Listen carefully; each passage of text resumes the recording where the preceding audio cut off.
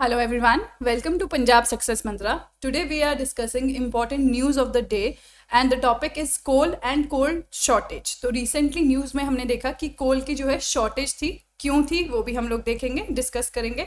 Plus geography से related जो ये टॉपिक निकल के आता है ये आपका रिसोर्सेज का है. तो कोल एज अ रिसोर्स हम लोग पढ़ते हैं अपनी +2 के एनसीईआरटी में या ज्योग्राफी में, इकोनॉमिक ज्योग्राफी में. तो उसी पे के बेसिस पे हम coal as a subject, as a part of geography भी डिस्कस करेंगे. ठीक है जी. तो यहाँ पे स्टार्ट करते हैं हम. तो ये हमारा वीकली शेड्यूल है, आप लोग फॉलो कर सकते हैं. तो आपका सुबह डेली करंट अफेयर्स की क्लास है, ठीक है जी, जो आपकी रोज़ 10:15 बजे है. फिर आपकी डेली करंट अफेयर इशू है जो आप अभी 12 बजे देख रहे हैं. और ऐसे ही आपके डिफरेंट सब्जेक्ट्स के आपकी क्लासेज है, तो आप अकॉर्डिंगली अवेल कर सकते हैं.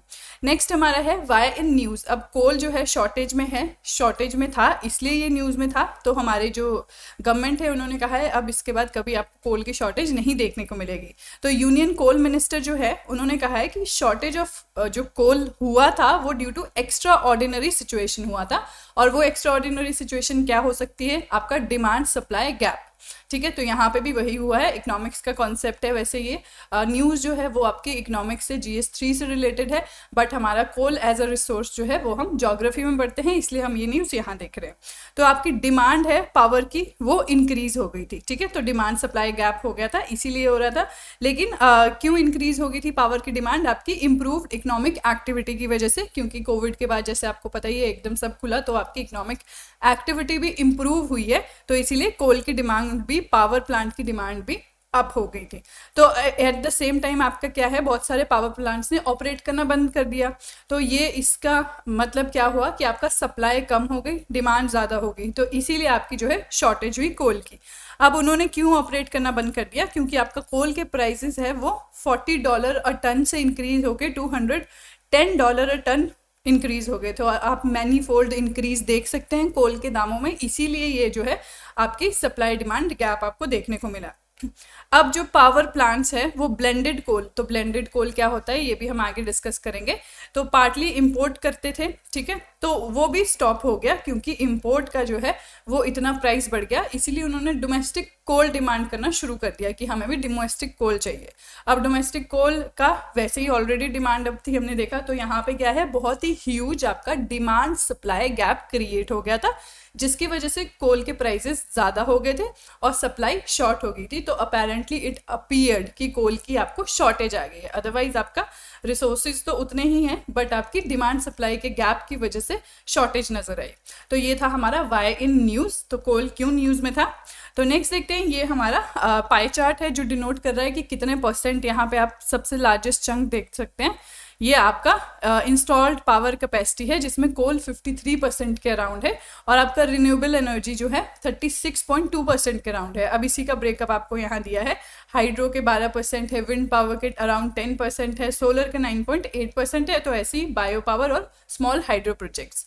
तो ये हमारा जो है ब्रेकअप है आपका रिन्यूएबल एनर्जी का, प्लस आपके न्यूक्लियर पावर, लिग्नाइट, डीजल, ये सब भी गिवन है. तो मैक्सिमम हम देख रहे हैं, हमारा एम क्या है, कोल को स्टडी करना. तो मैक्सिमम पार्ट हम यहाँ पे देख रहे हैं कि कोल से आ रहा है हमें, जो हमारी इंस्टॉल्ड पावर कैपेसिटी है.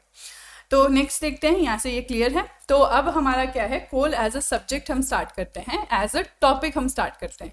तो कोल के क्लासिफिकेशन हमें पता है. क्लासिफिकेशन क्या है, एंथ्रासाइट, बिटुमिनस, लिग्नाइट और पीट. तो उसका देखते हैं कहाँ कहाँ जोग्राफिकल लोकेशंस कहाँ हैं प्री के हिसाब से भी, वो हम देखते हैं. ठीक है जी. तो सबसे पहले आपका आता है एंथ्रासाइट, जो कि हम यहाँ देख रहे हैं. एंथ्रासाइट आपका क्या है, सबसे बेस्ट क्वालिटी कोल है. अब इसकी कैलोरीफिक वैल्यू जो है वो हाईएस्ट है. कैलोरीफिक वैल्यू क्या होती है, जो आपकी एबिलिटी टू बर्न, जो आपका कोल है विदाउट कोई रेजिड्यू छोड़े कंप्लीटली बर्न हो जाए, तो वो आपकी कैलोरीफिक वैल्यू है. तो ये कैरी करता है 80 से 95% ऑफ कार्बन कंटेंट. ठीक है. तो ये 3 पॉइंट्स है आपके प्री के हिसाब से भी इंपॉर्टेंट है, तो अभी क्वेश्चन ऑप्शन में आ सकता है आपका. अब क्या है, ये स्लोली इग्नाइट करता है, धीरे धीरे जलता है. तो क्या हमें ऐसे नहीं कि एकदम से जल गया और एकदम से ख़त्म हो गया. बेसिकली हमें हीट चाहिए होती है कोल की. तो इसीलिए ये बेस्ट क्वालिटी कोल है, क्योंकि ये धीरे धीरे जनरेट होता है और एक ब्लू फ्लेम प्रोड्यूस करता है. मतलब प्योरिटी की निशानी है ब्लू फ्लेम. अब ये स्मॉल क्वान्टिटीज़ में मिलता है कहाँ, आपका जम्मू कश्मीर में. तो एंथ्रासाइट हमें कहाँ मिल रहा है, जम्मू कश्मीर में, मैप के थ्रू भी हम देखेंगे। नेक्स्ट आपका है बिटुमिनस। बिटुमिनस में क्या है आपका, low level of moisture content रहता है और कार्बन कंटेंट कितना है, 60 to 80%। तो हमने एंथ्रासाइट में देखा 80 to 95% है, यहाँ पे आपके 60 to 80% है, इसीलिए ये सेकंड जो है प्योरेस्ट फॉर्म है। अब आपका हाई कैलोरीफिक वैल्यू है, यहाँ पे आपको गिवन था कि हाईएस्ट है एंथ्रासाइट में, उससे थोड़ी कम जो है आपकी बिटुमिनस में है, but still it is high. तो ये कहाँ पाया जाता है बिटुमिनस, आपका झारखंड, वेस्ट बंगाल, उड़ीसा, छत्तीसगढ़, मध्य प्रदेश। तो बेसिकली आपका जो ईस्टर्न पोर्शन है, ठीक है, मिडिल ईस्टर्न पोर्शन है, मध्य प्रदेश, छत्तीसगढ़, झारखंड, इस एरिया में बिटुमिनस पाया जाता है। और एंथ्रासाइट हमें कहाँ, सिर्फ जम्मू कश्मीर में देखने को मिला। नेक्स्ट आपका आता है थर्ड, लिग्नाइट। तो लिग्नाइट है, यहाँ पे आपका 40 to 55% कार्बन कंटेंट है। तो साथ साथ में हम डिफरेंसेस भी देखते जा रहे हैं इन वेराइटीज में। अब ये ब्राउन इन कलर होता है, ठीक है जी। अब जैसे आपके एंथ्रासाइट और बिटुमिनस ये ब्लैक इन कलर होते हैं, तो जैसे जैसे क्वालिटी डिक्रीज होती जा रही है वैसे ये ब्राउन इन कलर होता है और इसमें हाई मॉइस्चर कंटेंट होता है और ये स्मोक प्रोड्यूस करता है जब हम इसे बर्न करते हैं, मतलब पॉल्यूशन प्रोड्यूस करता है। अब ये कहाँ पाया जाता है आपका, राजस्थान, ठीक है, लखीमपुर जो असम में है, और तमिलनाडु। तो 3 डिफरेंट जगह यहाँ पे, राजस्थान, आपका असम और तमिलनाडु। तो ऐसे ये इनवर्स ट्रायंगल फॉर्म कर रहा है आपका जो है लिग्नाइट। नेक्स्ट है आपका पीट। तो पीट जो है वो फर्स्ट स्टेज है आपकी ट्रांसफॉर्मेशन की। अब हमें पता है कोल जो है वो वुड से बनता है, तो वुड जब स्टार्टिंग में आपकी कोल में कन्वर्ट हो ही रही होती है तो उस स्टेट को आप पीट कहते हैं, ठीक है। अब इसकी बहुत लो कैलोरीफिक वैल्यू होती है और लेस देन 40% कार्बन कंटेंट होता है। तो बेसिकली पीट से थोड़े और टाइम में लिग्नाइट बनता है, लिग्नाइट से बिटुमिनस, बिटुमिनस से एंथ्रासाइट। तो ये बेसिकली स्टेजेस भी है आपकी। और हमें पता है कोल वुड से बनता है, ठीक है जी। तो वुड जब ट्रांसफॉर्म हो ही रही होती है आपकी कोल में तो उसे पीट कहते हैं। और आपने इसकी difference in content, carbon content तो देख ही लिया है, वो भी इंपॉर्टेंट है। फिर नेक्स्ट देखते हैं हम, ये है हमारी लोकेशंस। तो जैसे हमने देखा यहाँ पे हमारा जम्मू एंड कश्मीर में एंथ्रासाइट है और ये वाला जो पोर्शन है मध्य प्रदेश, झारखंड, छत्तीसगढ़, वेस्ट बंगाल, उड़ीसा, यहाँ पे बिटुमिनस देखने को मिला है। आपका राजस्थान में और असम में, लखीमपुर में और तमिलनाडु में हमने क्या देखा, लिग्नाइट। और पीट तो आपका बेसिकली जो है थोड़ा इम्प्योर फॉर्म है जो बिगिनिंग में होता ही है, ठीक है जी। तो ये आपका distribution of coal and lignite fields हैं इन इंडिया। तो आप देख रहे हैं कि टॉप 5 स्टेट्स जो हैं वो आपके हैं झारखंड, सबसे ज़्यादा झारखंड में, उड़ीसा में, छत्तीसगढ़, वेस्ट बंगाल और फिर मध्य प्रदेश। तो अब झारखंड और उड़ीसा, झारखंड और छत्तीसगढ़ तो आपको पता है सेपरेट हुए हैं बिहार और मध्य प्रदेश से। तो इसीलिए सेपरेट हुए हैं क्योंकि ये रिसोर्स रिच स्टेट्स थे, ठीक है। तो इनके रिसोर्स में ज़्यादा एक्सप्लॉयटेशन नहीं हो पा रही थी, ध्यान नहीं दिया जा रहा था, इसलिए ये जो है अलग से स्टेट ही बन गए ताकि इन रिसोर्सेज को और डेवलपमेंट को जो है अच्छे से परफॉर्म कर पाए।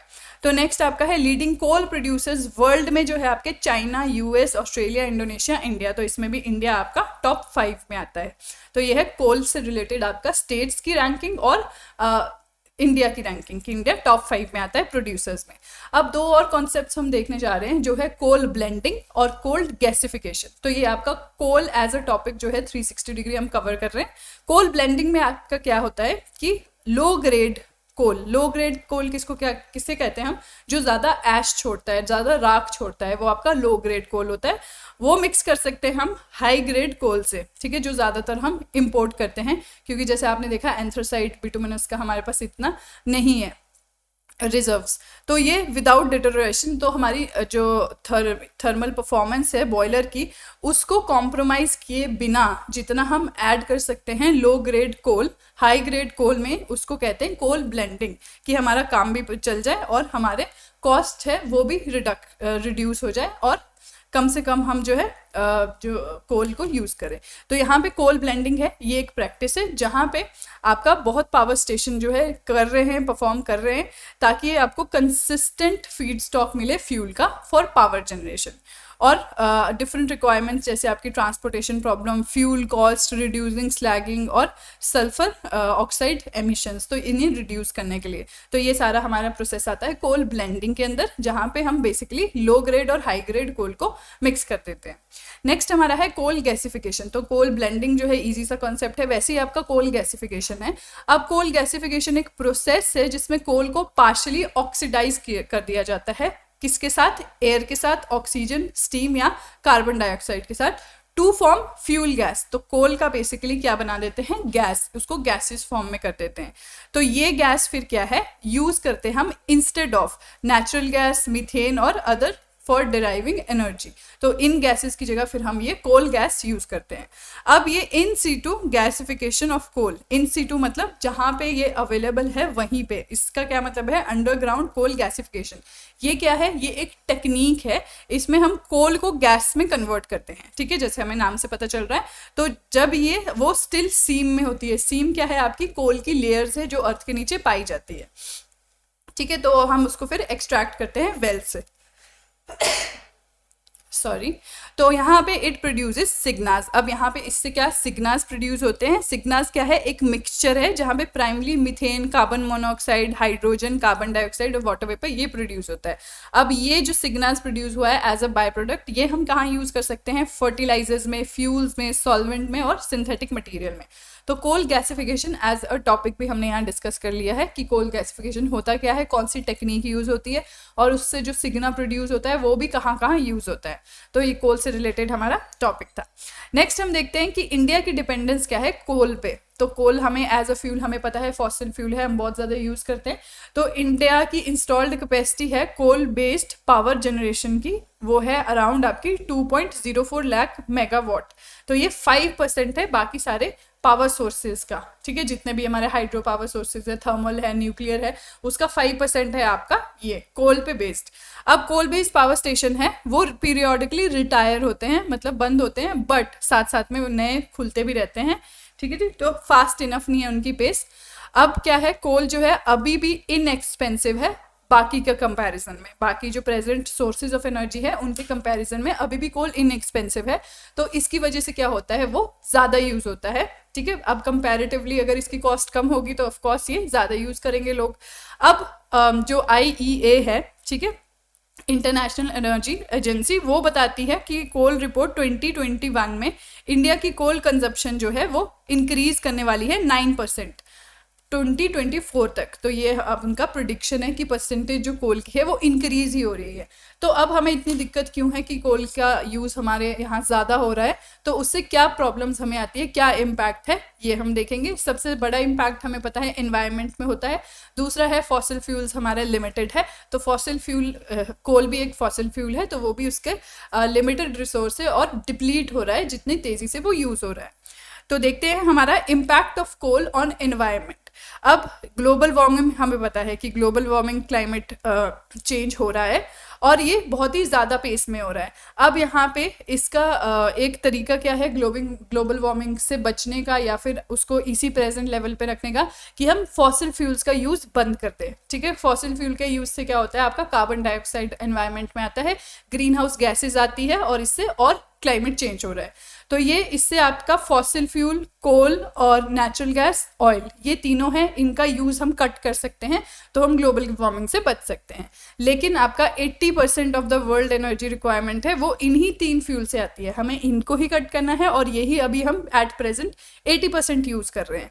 अब कोल जो है वो एमिट करता है twice as much as carbon dioxide natural gas से, ठीक है। वैसे तो नेचुरल गैस भी बुरी है, पर कोल जो है वो सबसे ज़्यादा है, ट्वाइस ऑफ नेचुरल गैस और 60% मोर देन ऑफ ऑयल। तो ये तीनों ही आपके इस मात्रा में यूज़ हो रहे हैं, बहुत ज़्यादा यूज़ हो रहे हैं। अब जब कंबस्टिंग कोल है वो एक पार्शली बर्न्ड कार्बन पार्टिकल्स भी पीछे छोड़ता है, जिससे हमें रेस्पिरेटरी डिजीज़ होते हैं, काफ़ी बीमारियाँ होती है, एस्थमा होते हैं, सांस की प्रॉब्लम होती है। तो आपको पता ही है जो हमारे माइंस में वर्क करते हैं लोग, वो भी डिफरेंट बीमारियों से जूझते हैं कोल माइंस में। तो आपका पावर सेक्टर जो है इंडिया में वो मेजॉरिटी ऑफ कोल ही यूज़ करता है और वो अराउंड अबाउट 49% कोल यूज़ करता है as compare to global average. तो ग्लोबल एवरेज भी क्या है आपकी 41% और इंडिया में क्या है 49%। तो ग्लोबल वर्ल्ड से हम ज़्यादा ही कोल यूज़ करते हैं अपनी पावर सेक्टर में। तो ये है आपका कोल से रिलेटेड जो हमने देखा है कि कोल के टाइप्स क्या है, कोल न्यूज़ में क्यों था, कोल हमारा कितना यूज़ होता है, प्लस इसका इम्पैक्ट क्या हो रहा है हमारे एनवायरनमेंट में। तो ये आपके रिलेटेड टॉपिक था कोल एंड कोल शॉर्टेज जो हमने डिस्कस किया। तो ज्योग्राफी के रिसोर्सेज वाले पोर्शन का ये पार्ट है। तो आई होप आप लोगों को समझ आया होगा। Thank you so much and have a nice day.